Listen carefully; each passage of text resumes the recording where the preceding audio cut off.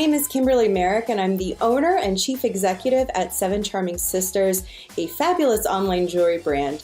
Prior to starting Seven Charming Sisters, I worked as an HR executive for 10 years, and I hold my master's from Villanova University in Human Resource Development, as well as a PHR designation. I'm going to talk today about team interviews and why you should be doing them.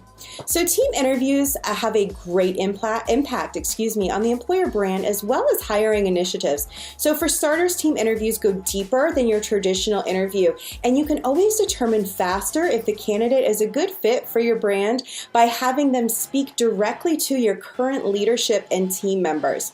Despite interviews at times being longer to complete, the actual position open time will typically decrease when you complete a team interview. So we actually saw a 17% drop in our vacancy rate, which, as you know, ultimately definitely cost us less in the long run. When you complete team interviews, they provide benefit to the candidate, the team, and the company.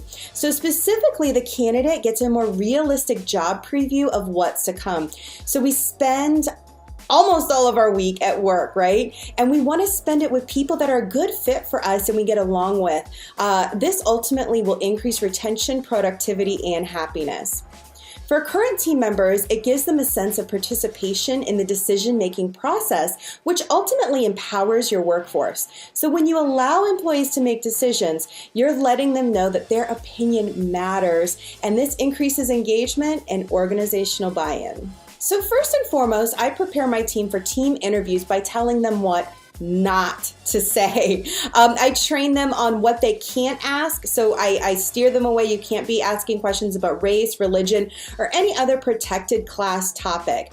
Keep in mind that the people that are speaking to these candidates are not HR professionals, so the burden is on you. It's your responsibility as the HR professional in the room to prepare them in that regard, so that way you don't open up your company to any liability.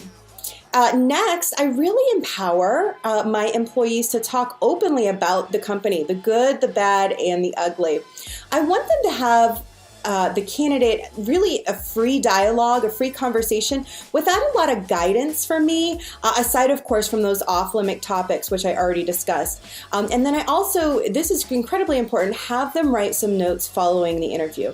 Now I'm not going to hold them to it. If the employee doesn't end up working out and they said they did, it's not a big deal. But this isn't about how they think they're going to do on the job, but rather their experience with them in the meeting. So have your current employees write down their thoughts and submit to you or the HR person that's in charge of that process. Otherwise, why did you go through all of this, right?